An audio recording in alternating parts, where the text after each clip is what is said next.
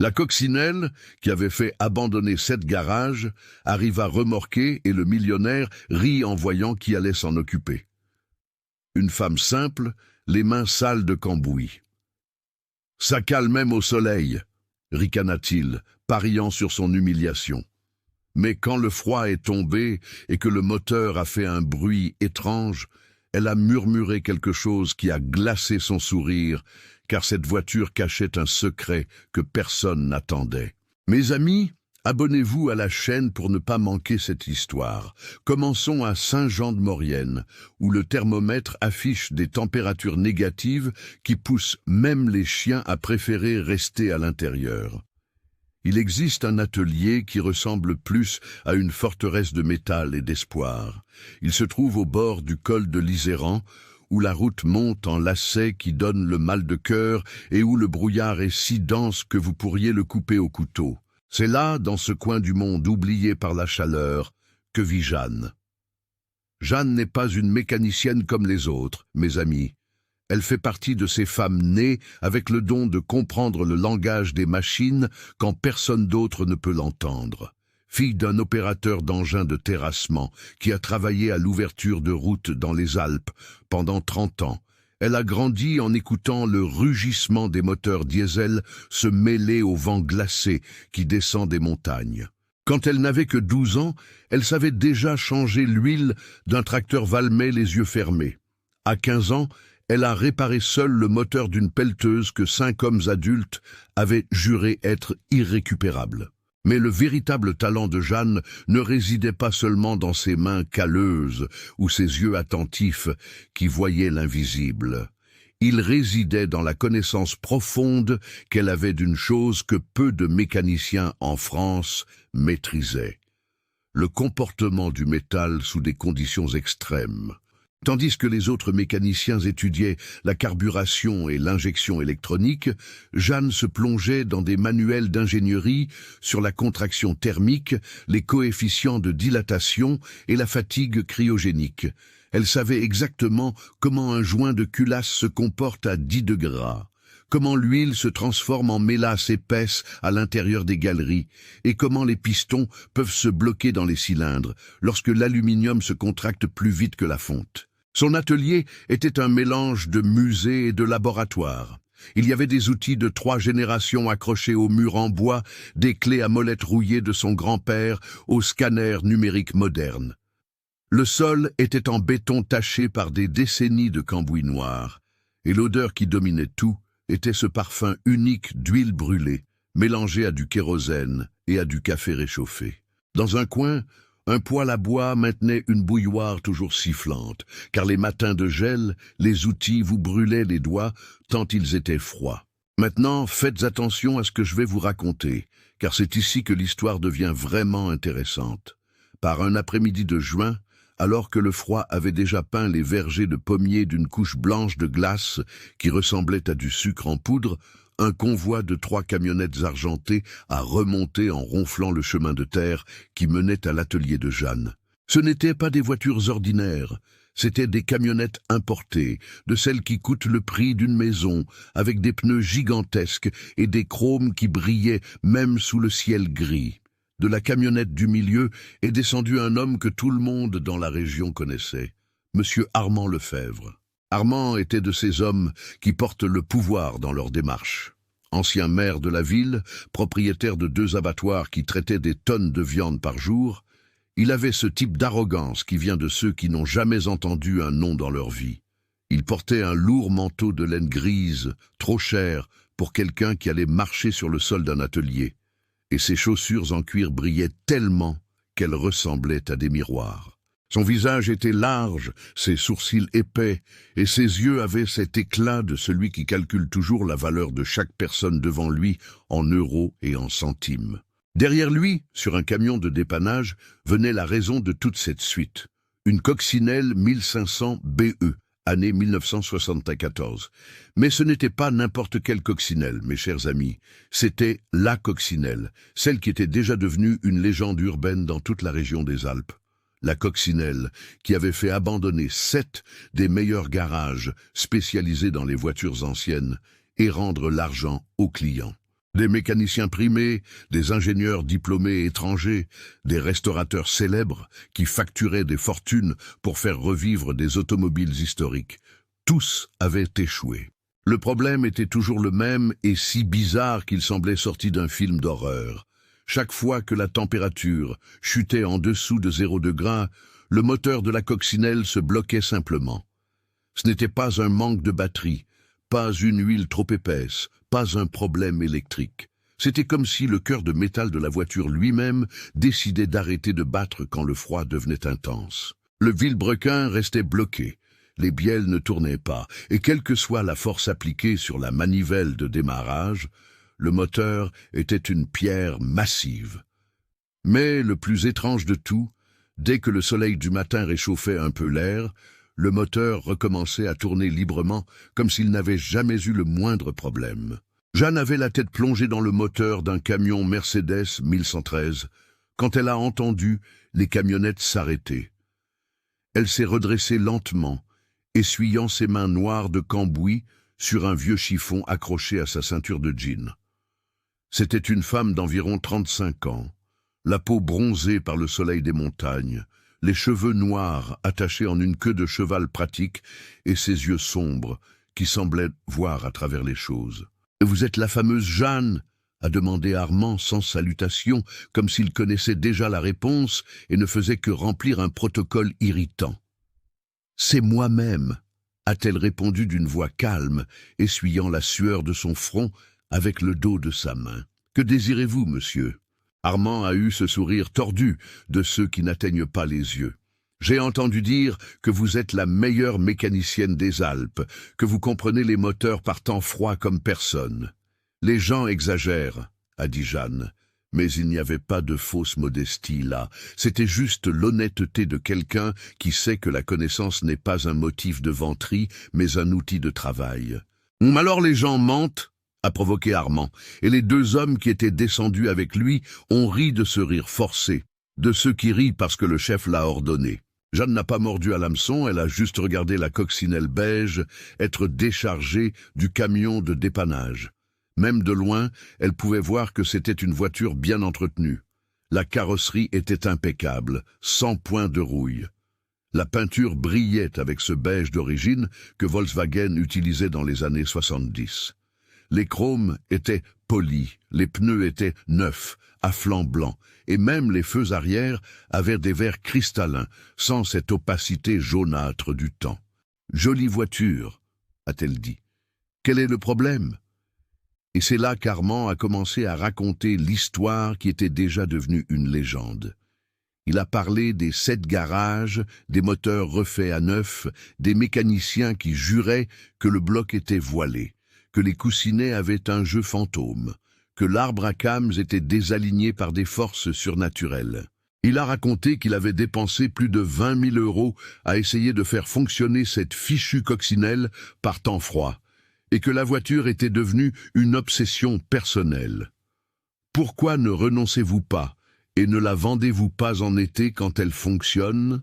a demandé Jeanne en croisant les bras. La question semblait simple, mais elle a touché un point sensible. Le visage d'Armand s'est durci un instant et Jeanne a compris qu'il y avait une histoire là. Une histoire lourde. « Cette voiture n'est pas à vendre », a-t-il dit d'une voix plus basse, plus dangereuse. « Elle a appartenu à mon frère, et j'ai promis que je la ferai rouler à nouveau, quoi qu'il en coûte. » Il y a eu un silence lourd. Le vent froid sifflait entre les planches de l'atelier. « Et que voulez-vous de moi ?» a demandé Jeanne. Armand a de nouveau esquissé ce sourire, mais cette fois, il y avait de la pure méchanceté dedans. « Je veux faire un pari. » Il a expliqué les termes lentement, savourant chaque mot comme un vin cher. Si Jeanne réussissait à faire démarrer la coccinelle à moins 5 degrés et à monter le col de l'Iseran sans caler une seule fois, la voiture serait à elle. Une coccinelle de 74 restaurée, valant facilement 15 000 € sur le marché des collectionneurs. Mais si elle échouait, si ce moteur calait ne serait-ce qu'une seconde pendant la montée, elle devrait travailler gratuitement à l'entretien de toute sa flotte de camions frigorifiques pendant 3 années entières. 3 ans de travail gratuit, a dit Jeanne sans détour. 3 ans de travail sans salaire, a corrigé Armand avec cynisme. Vous êtes libre de refuser. Les hommes qui l'accompagnaient ont ri de nouveau. L'un d'eux, un homme corpulent en casquette, a craché par terre et a dit « Patron, la demoiselle est maline, elle n'acceptera pas. 7 garages ont échoué, les meilleurs des Alpes. Elle sait que c'est impossible. » Jeanne a regardé la coccinelle, puis Armand, puis ses propres mains, tachées de cambouis, calleuses, mais fermes. Et vous savez ce qu'elle a fait?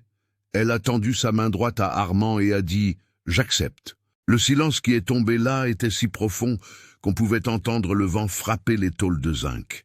Armand est resté quelques secondes sans réaction, comme s'il s'attendait à ce qu'elle refuse. Mais ensuite, il lui a serré la main. Et la poignée était forte, douloureuse, une poignée de quelqu'un qui veut écraser. « Vous avez jusqu'à la prochaine vague de froid polaire » a-t-il dit. « Les météorologues annoncent que dans 10 jours, la température va chuter à -8. D'ici là, la coccinelle est à vous. Arrangez-la, étudiez-la, priez, faites ce que vous voulez, mais le jour du test, elle devra fonctionner. » Armand et ses hommes sont partis cet après-midi-là, laissant la coccinelle garée dans la cour de l'atelier comme un défi silencieux. Jeanne est restée là, à regarder cette voiture beige pendant longtemps, tandis que le soleil se couchait derrière les montagnes et que le froid de la nuit commençait à mordre. Elle savait qu'elle venait d'accepter le défi le plus dangereux de sa vie. Ce n'était pas seulement un moteur cassé, c'était un mystère qui avait vaincu les meilleurs. Et quelque chose, au fond de son intuition, lui murmurait que cette coccinelle cachait bien plus qu'un simple défaut mécanique. La vérité était enfermée là, à l'intérieur de ce moteur, et Jeanne avait 10 jours pour la trouver. Les 3 premiers jours furent dédiés à une pure investigation silencieuse. Jeanne n'était pas de ces mécaniciennes qui ouvrent tout comme un enfant avec un nouveau jouet. Non. Elle avait de la méthode, de la discipline, une patience de chirurgien et savait que cette coccinelle n'était pas un cas ordinaire. 7 garages spécialisés avaient échoué. Cela signifiait que le problème ne se trouvait pas là où tout le monde cherchait. Le premier matin, la gelée couvrant le capot de la voiture, elle s'est simplement assise sur un vieux tabouret en bois et a observé. Elle a observé la position du moteur, l'angulation des tubulures, l'usure des supports en caoutchouc qui maintenaient l'ensemble. Elle a passé sa main lentement sur la carrosserie gelée, sentant chaque imperfection, chaque petite marque qui racontait une histoire. La coccinelle avait été très bien entretenue, c'était évident. La peinture beige d'origine était trop parfaite. Quelqu'un avait investi du temps et de l'argent dans cette voiture, non par nécessité, mais par amour. « Quel secret caches-tu » a-t-elle murmuré à la voiture, comme si elle pouvait répondre. Jeanne a pris une puissante lampe torche à LED et a commencé la première inspection visuelle complète. Elle a ouvert le capot arrière, et là, il était, le moteur Boxer à 4 cylindres à plat, la marque de fabrique de Volkswagen. Le bloc était impeccable, avec une nouvelle peinture noire qui brillait sous la lumière. Les culasses avaient été clairement refaites, avec des vis Allen chromées au lieu des originales, signe que des mécaniciens méticuleux avaient travaillé là. Le carburateur était un double Solex, également reconditionné, avec les gicleurs propres et brillants. Mais Jeanne ne regardait pas seulement ce qui était visible. Elle regardait ce qui aurait dû être là et ne l'était pas. Elle a pris une clé plate de 13 et a commencé à démonter le système de refroidissement. Les coccinelles sont refroidies par air, pas par eau. Donc le système était composé d'un grand ventilateur, comme une roue de vélo, de conduits en tôle qui guidaient l'air froid vers les cylindres et de l'huile qui circulait, transportant la chaleur à l'extérieur. Et c'est là, dans les galeries internes, par où l'huile aurait dû circuler librement, qu'elle a trouvé le premier indice étrange. Avec une sonde à fibre optique qu'elle avait elle-même adaptée d'un vieil endoscope médical, Jeanne a inséré le câble fin par les ouvertures du bloc. Sur le petit écran de l'appareil, elle a vu l'intérieur des galeries, les parois en fonte, les passages étroits, les résidus de carbone normaux. Mais ensuite, dans un virage spécifique de la galerie du 2e cylindre, elle a vu quelque chose qui ne devait pas être là. Il y avait une couche de résine, une résine époxy couleur rouille, appliquée avec une perfection chirurgicale sur quelque chose qui ressemblait à une valve. « Mais qu'est-ce que c'est que ça ?» a murmuré Jeanne, rapprochant la sonde. Ce n'était pas une valve ordinaire, elle était minuscule, de la taille d'un grain de haricot, et elle était parfaitement intégrée à la structure du bloc, comme si elle y était née. La résine qui la recouvrait avait exactement la même texture et la même couleur que la fonte environnante. Un travail de camouflage si parfait qu'il aurait été impossible à détecter sans équipement spécialisé. Jeanne a passé les 6 heures suivantes à cartographier chaque centimètre du moteur et a découvert que ce n'était pas seulement une valve, c'était 6. 6 valves pneumatiques microscopiques cachées à l'intérieur des galeries de refroidissement, une dans chaque passage critique du moteur. Elles étaient connectées entre elles par des tubes capillaires aussi fins qu'un cheveu humain, tous cachés sous la résine qui imitait le métal. Mais les valves pneumatiques ont besoin d'air comprimé pour fonctionner. D'où venait la pression? C'est là que Jeanne a remarqué quelque chose qu'aucun des autres mécaniciens n'avait noté. Les valves de gonflage des pneus arrière n'étaient pas d'origine. C'étaient des valves spéciales, plus longues, avec un système de raccordement différent. Elle en a dévissé une avec précaution et a découvert qu'en réalité, ces valves étaient des connecteurs. Des connecteurs qui acheminaient la pression non seulement vers les pneus, mais aussi via un réseau caché dans le châssis, jusqu'au moteur. « Oh là là !» a-t-elle dit à voix haute, ressentant un frisson qui n'était pas dû au froid. Ce n'était pas un défaut, c'était un système conçu intentionnellement.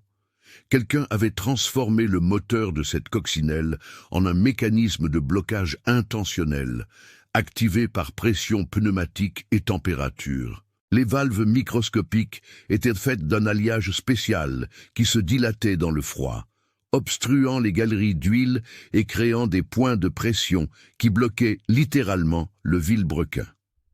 Mais le plus impressionnant, le système ne se débloquait que s'il recevait une séquence spécifique d'impulsion de pression via les connecteurs de pneus. C'était un coffre-fort mécanique. Le moteur entier était un coffre-fort gigantesque, verrouillé par la physique, l'ingénierie et la température. Jeanne s'est assise sur le sol froid de l'atelier et a regardé la coccinelle pendant de longues minutes. Son esprit travaillait à vitesse maximale. Celui qui avait les connaissances pour faire une chose pareille n'était pas un mécanicien ordinaire, c'était le travail d'un ingénieur, de quelqu'un qui comprenait la pneumatique industrielle, de quelqu'un qui savait concevoir des systèmes de haute précision. Et plus important encore, pourquoi quelqu'un ferait-il cela? La 4e nuit, en buvant du café réchauffé et en mangeant un pain saucisse, Jeanne a décidé de faire quelque chose que les autres mécaniciens n'avaient probablement pas fait. Rechercher l'histoire de la voiture. Elle a appelé quelques connaissances, a fouillé d'anciens registres à la préfecture, a passé quelques appels discrets et ce qu'elle a découvert a tout commencé à prendre un sens troublant. La coccinelle avait appartenu à l'origine à Hubert Lefebvre, le frère aîné d'Armand. Hubert était un ingénieur mécanique diplômé d'une grande école d'ingénieurs en mécanique. Il avait travaillé dans une grande entreprise de réfrigération industrielle, concevant des compresseurs de réfrigérateurs, et était connu dans la région comme un génie technique. Mais en 1987, quelque chose s'est passé. Hubert a été accusé de vol de propriété intellectuelle par l'entreprise. Il a tout perdu, a été humilié publiquement et est décédé 3 ans plus tard d'une crise cardiaque foudroyante, à l'âge de 42 ans. Et qui a hérité de toutes les propriétés et affaires d'Hubert après sa mort? Armand. Jeanne a senti son estomac se nouer. L'histoire commençait à se dessiner dans sa tête. Et ce n'était pas une belle histoire. Hubert avait été ingénieur en compresseurs et systèmes pneumatiques. Il avait la connaissance exacte pour construire ce système dans la coccinelle. Et s'il avait été accusé de vol? Et si, en réalité, il était innocent? Et s'il avait caché les preuves de sa propre innocence dans le seul endroit où personne n'irait chercher, à l'intérieur du moteur de la voiture qu'il aimait? Le 5e jour, Jeanne a pris une décision. Elle devait débloquer le système, mais elle ne pouvait pas simplement détruire le moteur. S'il y avait quelque chose de caché là, quelque chose que Hubert avait protégé avec tant d'ingéniosité, Elle devait y accéder de la bonne manière. Elle devait comprendre le code. Elle a passé 2 jours entiers à faire des tests de pression, à connecter un compresseur numérique de haute précision aux valves des pneus arrière et à commencer à essayer des séquences. 3 impulsions courtes, 2 longues et une courte. Une longue, pause, 3 courtes. Chaque tentative prenait des heures car elle devait attendre que la température descende en dessous de 0 pour voir si le moteur se débloquait. C'est la 7e nuit, la température affichant 6 degrés et sa respiration se transformant en vapeur à l'intérieur de l'atelier, que Jeanne a eu une intuition. Et si le code n'était pas aléatoire? Et si c'était quelque chose de personnel? Quelque chose que seul Hubert saurait? Elle a pris le certificat de naissance d'Hubert qu'elle avait obtenu grâce à un contact à la mairie. Date de naissance, 14 mars 1945, 1435. Elle a converti cela en impulsion de pression. Une impulsion longue, 4 courtes, 4. Pause, 0, pas d'impulsion. 3 courtes, pause, 4 courtes, 5 courtes. Elle a connecté le compresseur. Elle a programmé la séquence. Elle a appuyé sur le bouton. Le compresseur a sifflé doucement, envoyant les impulsions d'air à travers le système caché dans le châssis. Jeanne a retenu son souffle pendant 10 secondes. Rien ne s'est passé. Puis elle a entendu un son qu'elle n'avait jamais entendu auparavant, un clic mécanique venant de l'intérieur du moteur, suivi d'un sifflement presque imperceptible d'air étant libéré. Les mains tremblantes, non pas de froid, mais d'adrénaline pure. Elle a essayé de faire tourner le vilebrequin en utilisant la manivelle de démarrage. Et le moteur a tourné. Il a tourné librement, en douceur, avec cette résistance parfaite d'un boxeur sain. Le système s'était déverrouillé. « J'ai réussi », a-t-elle murmuré, et des larmes de pure émotion ont brûlé au coin de ses yeux. Mais Jeanne savait que ce n'était que la moitié de la vérité. Le moteur fonctionnait maintenant, oui, mais si Hubert avait construit un système si élaboré juste pour bloquer le moteur par temps froid, alors il y avait autre chose. Quelque chose que le mouvement du moteur révélerait, quelque chose qui nécessitait la vibration spécifique de la voiture en marche pour être accessible. Le matin du 8e jour, Jeanne a mis du nouveau carburant dans le réservoir, a connecté une batterie chargée et pour la première fois depuis des années a démarré cette coccinelle par une température négative. Le moteur a toussé 1 fois, 2 fois, puis a démarré. Le rugissement caractéristique du boxeur a rempli l'atelier gelé et la fumée blanche s'est échappée de l'échappement comme si la voiture respirait après un long sommeil. Et puis, elle a senti une vibration différente. Ce n'était pas celle du moteur, c'était celle du châssis, une fréquence spécifique qui faisait résonner le plancher de la voiture d'une manière étrange. Jeanne a coupé le moteur immédiatement et s'est glissée sous la voiture avec une lampe torche. Là, soudée à la traverse centrale du châssis, cachée par des décennies de saleté de la route et de graisse protectrice, se trouvait un compartiment pneumatique de la taille d'une boîte à chaussures, avec un couvercle qui ne s'ouvrait que lorsqu'il recevait la vibration harmonique exacte du moteur fonctionnant à un certain régime. Les mains de Jeanne tremblaient alors qu'elle nettoyait la saleté et voyait que le couvercle était entrouvert. La vibration du moteur avait fait son œuvre. À l'intérieur du compartiment, protégé par du plastique imperméable, il y avait une enveloppe jaunie par le temps.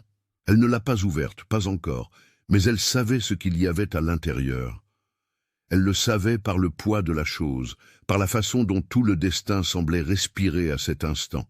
C'étaient des documents, des preuves, la vérité qu'Hubert avait cachée il y a presque 40 ans. Jeanne a refermé le compartiment avec précaution, s'est glissée de nouveau dessous la voiture et est restée assise sur le sol froid, les genoux serrés. La coccinelle fonctionnait. Elle avait gagné le défi technique. Elle aurait pu appeler Armand tout de suite, lui dire qu'elle était prête pour le test du col, gagner la voiture et tout oublier. Mais il y avait l'enveloppe, il y avait la vérité. Et pour la première fois de sa vie, Jeanne a réalisé que réparer le moteur avait été la partie facile. La partie difficile ne faisait que commencer. Jeanne n'a pas dormi cette nuit-là. Elle est restée assise sur la vieille chaise en cuir de l'atelier, regardant l'enveloppe scellée qu'elle avait posée sur l'établi. La lumière jaune de l'ampoule incandescente suspendue au plafond se balançait légèrement avec le vent qui s'engouffrait par les fissures des planches, faisant danser des ombres sur les murs. La coccinelle était là, silencieuse comme un secret gardé, le capot arrière encore ouvert, montrant le moteur qu'elle avait finalement décrypté. Mais cette enveloppe était différente. Ce n'était pas un problème mécanique qu'elle pouvait résoudre avec une clé à molette et des connaissances techniques. C'était un problème humain, et ceux-là, elle le savait très bien, étaient les plus dangereux de tous. Quand le soleil a commencé à éclairer l'horizon des montagnes, peignant le ciel d'orange et de rose au-dessus des sommets couverts de brume, Jeanne a finalement pris son courage à deux mains, a pris l'enveloppe avec précaution, comme si c'était une grenade sur le point d'éclater, et a brisé le sceau qui avait résisté pendant presque 40 ans, caché à l'intérieur du châssis d'une coccinelle. À l'intérieur, il y avait 3 documents. Le premier était une lettre manuscrite d'une écriture soignée et tremblante de quelqu'un qui écrit en sachant que ce pourrait être la dernière fois. Le second était un ensemble de plans techniques, des dessins d'ingénierie avec des tampons d'une grande entreprise de réfrigération industrielle datés de 1986. Et le troisième était un acte notarié de propriété rurale avec des tampons et des signatures authentifiées. Jeanne a commencé à lire la lettre et à chaque ligne, elle sentait son estomac se serrer davantage. Si quelqu'un lit ceci, cela signifie qu'il a réussi à résoudre l'énigme du moteur. Cela signifie que vous êtes assez intelligent pour comprendre la vérité. Mon nom est Hubert Lefebvre et ce sont les preuves que mon frère Armand m'a volées, a volé mes projets, a volé mes terres, a volé ma vie. La lettre racontait une histoire qui vous glaçait le sang plus que n'importe quelle température négative. Hubert avait développé un système révolutionnaire de compresseurs de haute efficacité pour la réfrigération industrielle. Le projet valait des millions et l'entreprise était sur le point de le breveter sous son nom. Mais Armand, qui n'était à l'époque qu'un cadre administratif dans l'entreprise, avait accès aux documents de son frère. Dans une manœuvre calculée et cruelle, il a falsifié des preuves qu'Hubert avait volé les projets d'un autre ingénieur, a présenté les fausses preuves à la direction et a fait licencier son frère pour faute grave. Mais il ne s'est pas arrêté là. Avec Hubert au chômage et désespéré, Armand a proposé d'acheter les terres familiales qui valaient une fortune pour un prix ridicule. Hubert, sans argent et sans option, a été contraint d'accepter. Et c'est sur ces terres qu'Armand a construit les abattoirs qui l'ont rendu riche.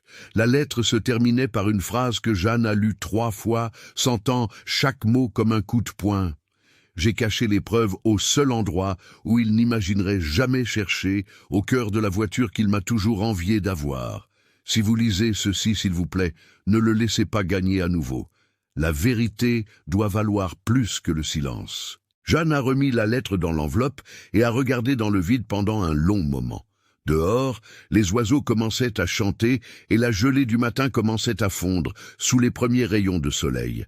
C'était un beau jour qui se levait, mais elle ne ressentait rien d'autre qu'un poids énorme sur la poitrine. Les plans techniques prouvaient que les projets étaient bien originaux d'Hubert. Il portait ses marques personnelles, des annotations de sa propre main, des calculs que lui seul aurait pu faire. L'acte notarié montrait que la vente des terres avait été faite pour un prix si bas qu'elle était évidemment frauduleuse, une transaction forcée qui n'aurait jamais été acceptée dans des conditions normales. Elle avait entre les mains tout ce qu'il fallait pour détruire Armand, tout pour rendre justice à un homme mort des décennies plus tôt, emportant l'injustice dans sa poitrine. Mais il y avait un problème grand et effrayant. Si elle montrait les preuves maintenant, Armand nierait tout. Il dirait que c'était des documents falsifiés, que Jeanne avait inventé cela pour ne pas avoir à honorer le pari. Et il avait de l'argent, du pouvoir, des avocats chers. Elle n'était qu'une mécanicienne des montagnes, qui le juge, croirait-il.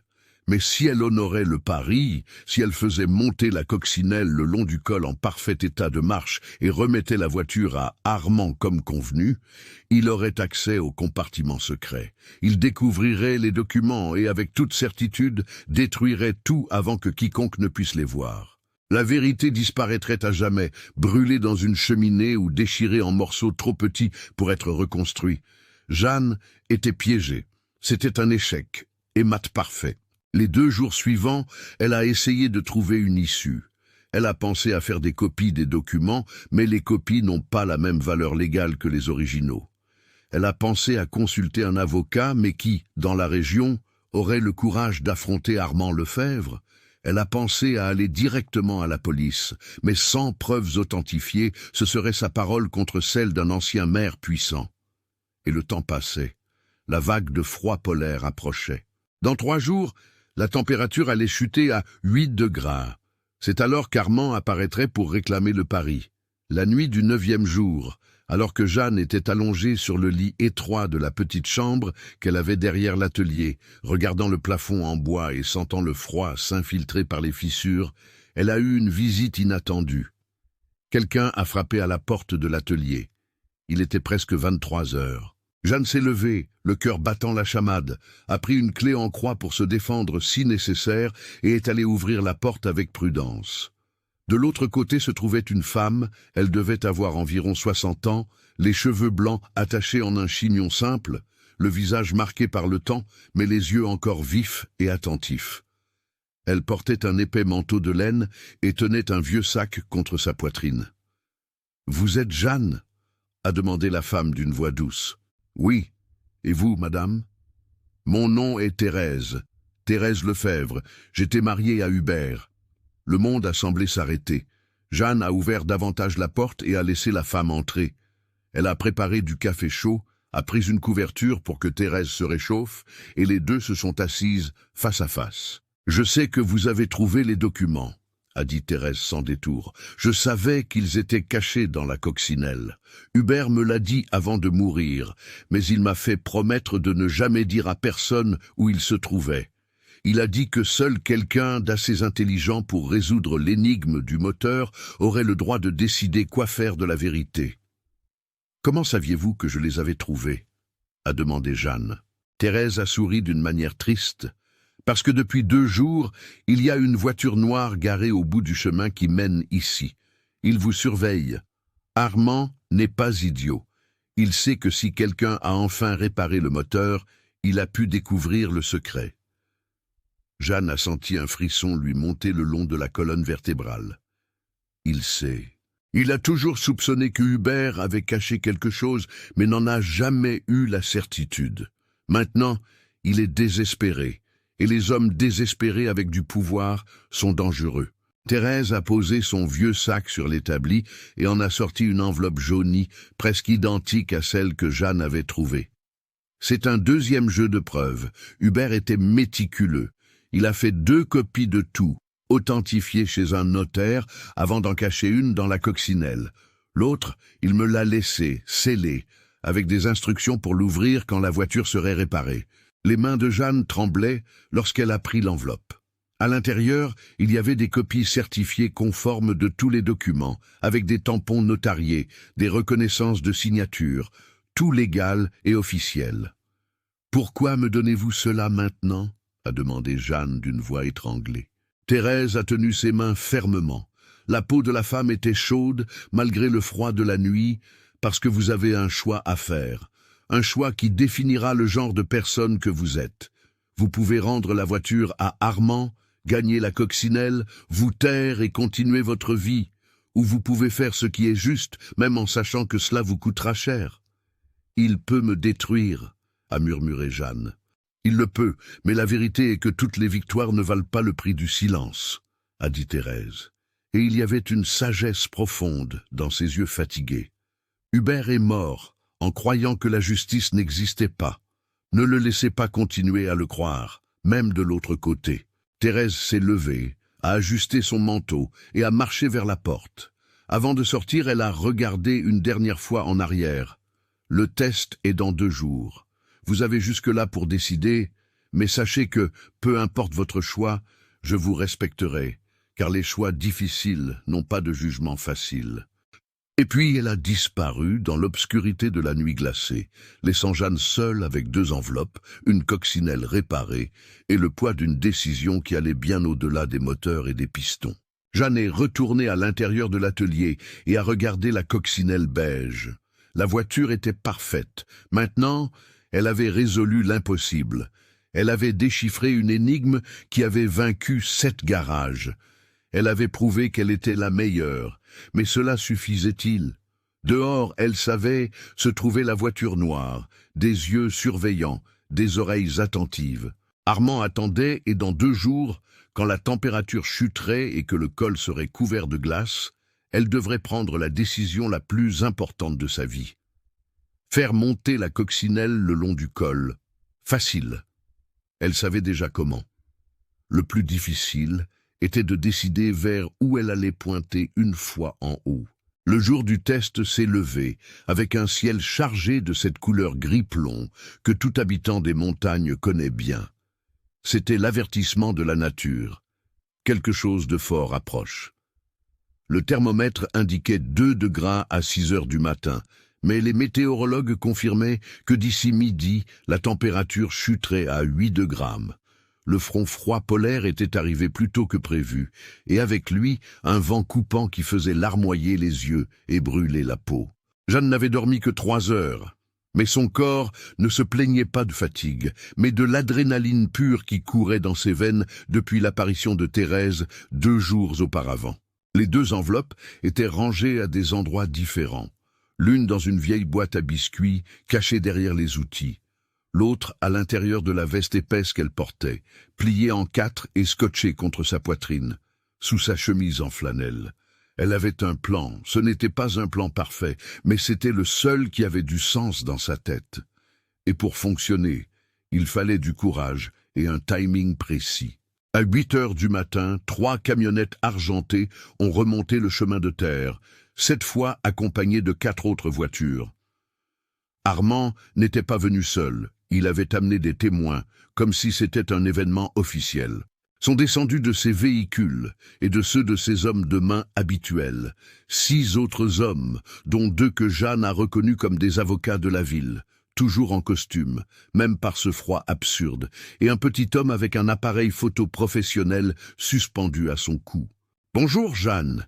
a crié Armand de loin, ouvrant les bras comme un maître de cérémonie de cirque. « Aujourd'hui, c'est le grand jour, le jour où vous deviendrez une légende ou une triste histoire d'avertissement. » Les hommes autour de lui ont ri de ce rire forcé habituel. Jeanne n'a pas répondu.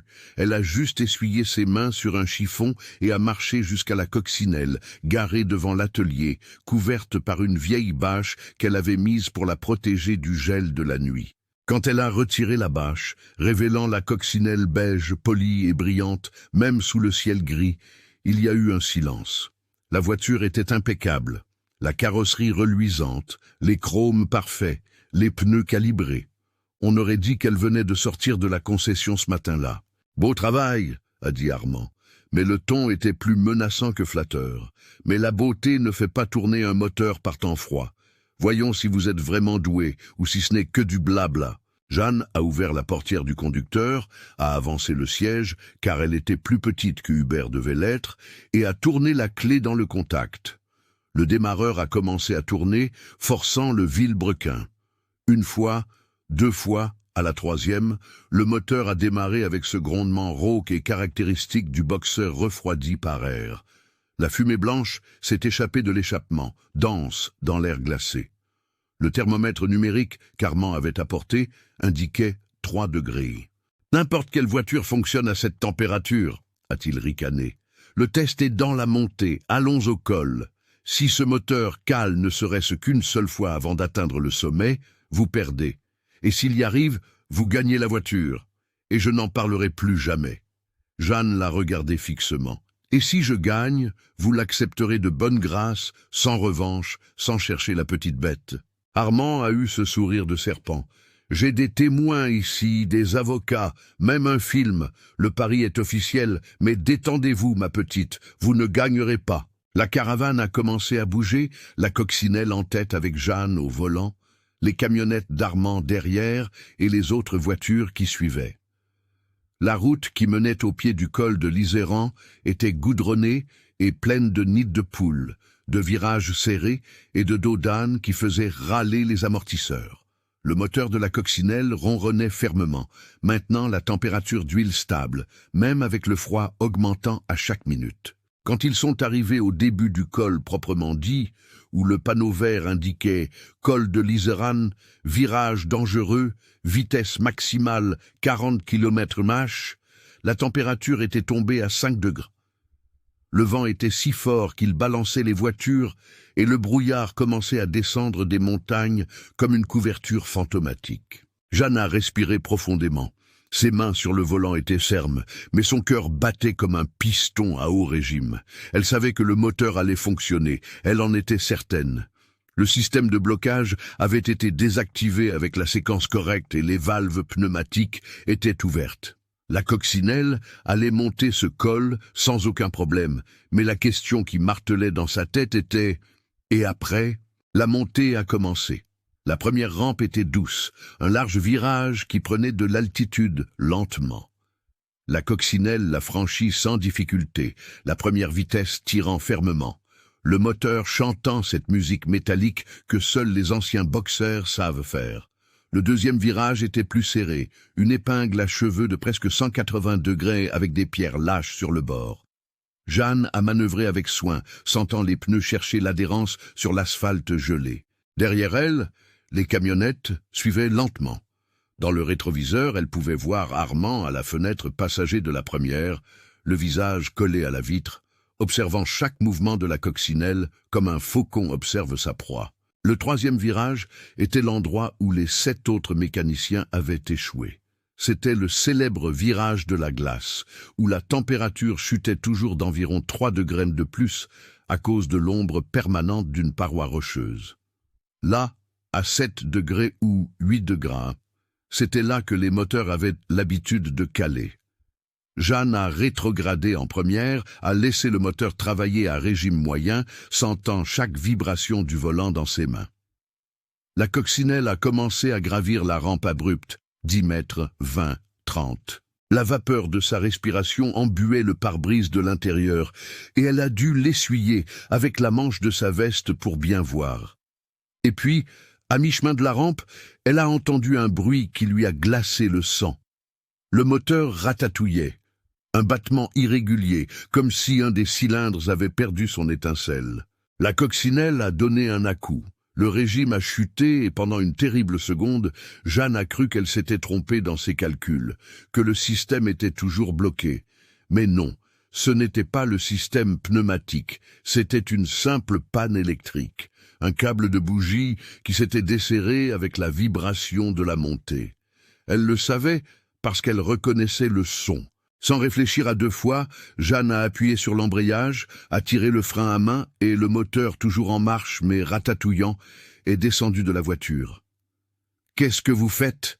a crié Armand depuis sa camionnette, descendant également. « Vous allez aussi perdre le pari, le moteur est en panne. » Jeanne n'a pas répondu. Elle a ouvert le capot arrière avec des mouvements rapides, a localisé le câble de bougie desserré du 3e cylindre, l'a repoussé à sa place avec un claquement sec et a refermé le capot. Tout cela en moins de 30 secondes. Elle est revenue à la voiture, a desserré le frein, a engagé la première vitesse. Le moteur a de nouveau ronronné parfaitement. Armand est resté immobile au milieu de la route, la bouche ouverte, tandis que la coccinelle reprenait la montée comme si rien ne s'était passé. Les autres hommes regardaient incrédules. Cette femme avait diagnostiqué et réparé une panne en quelques secondes par un froid absurde, sans même sourciller. À partir de là, la coccinelle a grimpé comme une championne, virage après virage, rampe après rampe, gagnant de l'altitude, tandis que le monde en contrebas disparaissait sous le brouillard. La température a chuté à 8 degrés, mais le moteur maintenait sa puissance. Les vitesses passaient en douceur et le rugissement était celui d'une machine parfaitement réglée. Quand Jeanne est arrivée au belvédère au sommet du col, où il y avait un parking en terre battue et une buvette fermée à cause du froid, le thermomètre indiquait 9 degrés. Elle a coupé le moteur, a tiré le frein à main et est restée assise à l'intérieur de la coccinelle pendant quelques secondes, n'écoutant que le silence du monde là-haut. Elle avait réussi. L'impossible était fait. Les camionnettes sont arrivées juste derrière. Armand est descendu, le visage rouge, mais Jeanne ne savait pas si c'était à cause du froid ou de la colère. Il a marché lentement jusqu'à la coccinelle, a regardé la carrosserie, a légèrement donné un coup de pied dans un des pneus, comme pour vérifier si la voiture était réelle, puis a regardé Jeanne à travers la vitre. Elle a ouvert la porte et est sortie.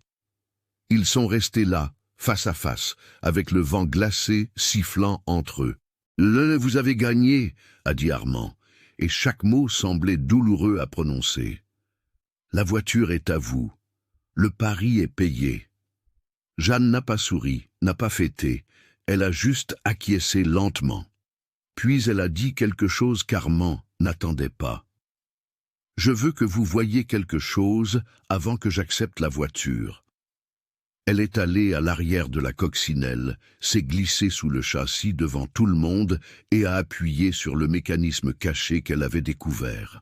Le compartiment pneumatique s'est ouvert avec un léger clic et elle a sorti l'enveloppe de l'intérieur. Quand elle s'est relevée, couverte de graisse du châssis, mais tenant l'enveloppe jaunie dans ses mains, Armand était devenu pâle, si pâle qu'il semblait avoir vu un fantôme. « Vous avez ouvert », a-t-il murmuré. « J'ai ouvert et j'ai découvert ce qu'Hubert avait caché ici », a dit Jeanne, la voix ferme comme l'acier. « J'ai découvert la vérité sur les projets volés, sur les terres qui lui ont été prises, sur la façon dont vous avez détruit votre propre frère. » Le silence qui est tombé là, au sommet du col, était plus lourd que tout le froid du monde. Les autres hommes regardaient sans comprendre, mais les avocats d'Armand avaient froncé les sourcils, et Jeanne a remarqué qu'il savait, du moins qu'il se doutait. Armand a fait un pas en avant menaçant. « Cette enveloppe ne prouve rien. Ce sont de vieux papiers. Vous allez me donner ça maintenant, ou quoi ?» Jeanne a coupé court, et il y avait une pure bravoure dans sa voix. « Vous allez me menacer ici, devant des témoins, devant une caméra. Vous voulez vraiment faire ça ?» Elle s'est tournée vers la caméra que le photographe tenait toujours et a dit, fort et clair, « Mon nom est Jeanne. Je viens de remporter le pari le plus difficile de ma vie. J'ai fait monter une coccinelle que 7 garages avaient abandonnée, le col de l'Iseran à moins 9 degrés. Et à l'intérieur de cette voiture, j'ai découvert des preuves qu'Armand Lefebvre a volé les projets et les terres de son propre frère, il y a presque 40 ans. Armand a essayé d'avancer, mais ses propres avocats l'ont retenu. L'un d'eux, le plus âgé, aux cheveux blancs et aux lunettes à verres épais, a regardé Jeanne et a demandé « Ces preuves sont-elles originales ?»« Oui », a-t-elle répondu, « et j'ai des copies certifiées conformes dans un endroit sûr. S'il m'arrive quoi que ce soit, elles iront directement au parquet. » L'avocat a regardé Armand avec une expression mêlant déception et lassitude professionnelle. « Armand, si c'est vrai, n'est-ce pas ?»« Non !» a crié Armand, mais sa voix avait perdu sa force. « Elle invente, elle veut m'extorquer. » Jeanne a secoué la tête. « Je ne veux pas votre argent. Je ne l'ai jamais voulu, mais vous m'avez offert un pari et je l'ai gagné. Alors maintenant, je vais vous faire une proposition. Vous me donnez cette coccinelle comme promis et j'apporte les preuves à la police. Ils enquêteront, ils découvriront la vérité et justice sera rendue comme il se doit. Ou vous essayez de m'en empêcher, vous me menacez, vous me faites quelque chose, et les copies qui sont gardées apparaîtront de toute façon. » Mais là, avec l'accusation d'intimidation de témoins en plus, c'était échec et mat. Jeanne avait joué sa carte maîtresse. Armand a regardé autour de lui les hommes qui l'avaient accompagné, les avocats, la caméra, et a réalisé qu'il avait perdu. Il avait perdu le pari, il avait perdu le contrôle, et maintenant il allait perdre bien plus. « Gardez cette foutue voiture !» a-t-il craché les mots comme du venin. « Mais vous allez le regretter. Je vous le jure. »« Peut-être, » a dit Jeanne calmement, mais au moins je le regretterai en ayant fait ce qui est juste. » Les semaines qui ont suivi ce jour glacial au sommet du col furent comme un séisme silencieux qui a commencé petit, mais a grandi jusqu'à ébranler les fondations de Saint-Jean-de-Maurienne tout entières. Jeanne a tenu exactement sa promesse. Elle est descendue du col avec la coccinelle beige, ronronnant fermement, a conduit directement jusqu'au commissariat de police et a remis les documents originaux entre les mains de l'officier de service. Le commissaire, un homme d'âge moyen nommé Auguste, qui avait grandi en entendant des histoires sur l'affaire Lefebvre, a passé 3 heures à étudier chaque papier, chaque tampon, chaque signature. Quand il a terminé, il a regardé Jeanne avec un mélange de respect et d'étonnement. « C'est de la dynamite pure », a-t-il dit, touchant les documents comme s'il s'agissait de reliques sacrées. « Si tout est vrai, beaucoup de personnes importantes vont tomber. »« C'est la vérité », a répondu Jeanne d'une voix fatiguée mais ferme. « Et il y a plus. Madame Thérèse Lefebvre, la veuve d'Hubert, a des copies certifiées conformes de tout. Elle témoignera également. » L'enquête a commencé le lendemain.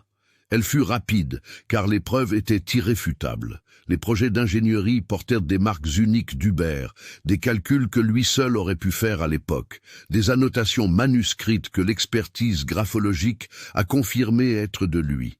Les plans étaient antérieurs aux dates où Armand prétendait les avoir développés. L'acte notarié de vente des terres montrait une valeur si absurdement basse que n'importe quel juge la reconnaîtrait comme une vente sous contrainte. Mais ce qui a vraiment scellé le destin d'Armand a été quelque chose qu'Hubert n'aurait même pas pu prévoir en cachant ses documents, l'ADN. L'une des pages des projets originaux portait une tache de sang séché, probablement due à une coupure accidentelle qu'Hubert avait subie en travaillant. Les enquêteurs ont réussi à extraire l'ADN de ce sang et à le comparer avec des échantillons de cheveux que Thérèse avait conservés pendant toutes ces années. Preuve scientifique irréfutable que ces documents avaient été manipulés par Hubert Lefebvre des décennies auparavant. En moins d'1 mois, Armand a été inculpé de falsification de documents, détournement de fonds et fraude. Les abattoirs ont été bloqués judiciairement, les comptes bancaires gelés et l'empire qu'il avait bâti sur le malheur de son propre frère a commencé à s'effondrer comme un château de cartes. Mais l'histoire ne se termine pas avec la chute d'Armand. Non, pas du tout. Thérèse, qui avait passé presque 40 ans à porter le poids de l'injustice en silence, a finalement pu voir le nom de son mari réhabilité. Le tribunal a reconnu qu'Hubert avait été victime d'une conspiration et sa réputation a été officiellement restaurée. Les terres qu'Armand avait volées ont été restituées aux héritiers légitimes et une partie de la fortune bâtie sur ces terres a été convertie en dédommagement. Thérèse n'a pas voulu tout garder pour elle. Elle était déjà une femme âgée, sans enfant, et disait qu'aucun argent ne ramènerait Hubert. Alors, elle a fait quelque chose qui a surpris la ville entière. Elle a utilisé l'indemnisation pour créer l'Institut Hubert Lefebvre de formation technique, une école professionnelle gratuite spécialisée en mécanique, réfrigération et ingénierie, ouverte à tout jeune de la région qui souhaitait apprendre un véritable métier. Et devinez qui elle a invité à être la directrice technique de l'école? Jeanne. Au début, Jeanne a pensé qu'elle n'était pas prête. « Je ne suis qu'une mécanicienne, Madame Thérèse. Je n'ai pas de diplôme de professeur, je ne sais pas enseigner. » Elle a essayé de refuser, assise dans la simple cuisine de la maison de Thérèse, buvant ce café fort que seules les femmes âgées savent faire. Thérèse a tenu sa main avec ses mains ridées, mais encore fortes. « Vous n'avez pas besoin de diplôme pour enseigner, ma fille. Vous avez besoin de savoir et de cœur. Et de ces 2 choses, vous en avez à revendre. Hubert serait fier de vous voir transmettre ce qu'il aimait. » Alors, Jeanne a accepté. Et ainsi a commencé une nouvelle phase de sa vie. L'école a ouvert ses portes 6 mois après ce jour dans les montagnes. C'était un bâtiment moderne construit sur un terrain qui avait fait partie des anciennes propriétés d'Hubert, avec des ateliers équipés, des salles de classe confortables et des laboratoires de réfrigération de dernière génération. Mais le cœur de l'école, ce que tout le monde voulait voir lors des visites, était la pièce maîtresse du hall d'entrée. Là, sur un piédestal rotatif illuminé, se trouvait la coccinelle, 1500 BE, année 1974. La voiture qui avait gardé la vérité, la voiture qui avait fait abandonner 7 garages, la voiture qui avait monté le col par un froid impossible et changé le destin de tant de gens. Une plaque de bronze à côté racontait l'histoire complète, l'ingéniosité d'Hubert, l'injustice subie et le courage de Jeanne à choisir de faire ce qui était juste, même quand c'était dangereux. Des étudiants venaient de toute la région des Alpes pour voir cette coccinelle, pour toucher son capot, pour regarder sous le châssis, où le compartiment secret était encore visible. Jeanne n'a plus jamais eu besoin de travailler seule dans l'atelier gelé du col. Maintenant, elle avait une équipe d'instructeurs travaillant avec elle et plus de 200 élèves passant par ses mains chaque année. Elle enseignait non seulement la mécanique, mais aussi la valeur de la persévérance, de l'attention aux détails, du respect des machines et de la vérité. Et il y avait un joli détail qui mérite d'être raconté. La moitié des élèves de l'Institut Hubert Lefebvre étaient des femmes, des jeunes filles qui avaient grandi en entendant dire qu'un atelier n'était pas un endroit pour elles, qu'un moteur était une affaire d'hommes, que le cambouis ne s'accordait pas avec le vernis à ongles, mais qui maintenant, en voyant Jeanne avec ses mains calleuses, enseignant comment démonter une culasse ou calibrer un carburateur, comprenait que la place d'une femme est là où elle veut être, surtout sous le capot d'une voiture. Armand, lui, a tenté de faire appel de la sentence plusieurs fois, a engagé les meilleurs avocats que l'argent pouvait acheter. Mais quand les preuves sont solides, aucune éloquence ne peut les retenir. Il a été condamné à 6 ans de prison et au paiement de millions d'euros de dédommagement. Les abattoirs ont été vendus pour couvrir les dettes et le nom Lefebvre, qui pendant si longtemps a été synonyme de pouvoir à Saint-Jean-de-Maurienne, était maintenant divisé entre le côté obscur d'Armand et le côté lumineux d'Hubert. Un jour de septembre, presque un an après cette montée historique du col, Jeanne était à l'école-atelier, enseignant à un groupe de 15 élèves les systèmes de réfrigération par compression, quand l'une des élèves, une jeune fille de 17 ans nommée Julie, a levé la main. « Professeur, est-ce vrai que vous avez failli renoncer à dénoncer M. Armand, que vous avez eu peur ?» La question a pris Jeanne par surprise. Elle a arrêté ce qu'elle faisait, s'est essuyé les mains sur un chiffon et a regardé toute la classe. Tous avaient cessé de travailler et la regardaient avec cette attention complète que seuls les jeunes donnent quand ils sentent qu'ils vont entendre quelque chose de vrai. « Oui, j'ai eu peur, Julie, » a répondu Jeanne avec honnêteté, « c'est très peur. Il y avait des nuits où je me réveillais en sueur froide, pensant à tout ce qui aurait pu mal tourner. Mais savez-vous ce que j'ai appris? Le courage, ce n'est pas de ne pas avoir peur.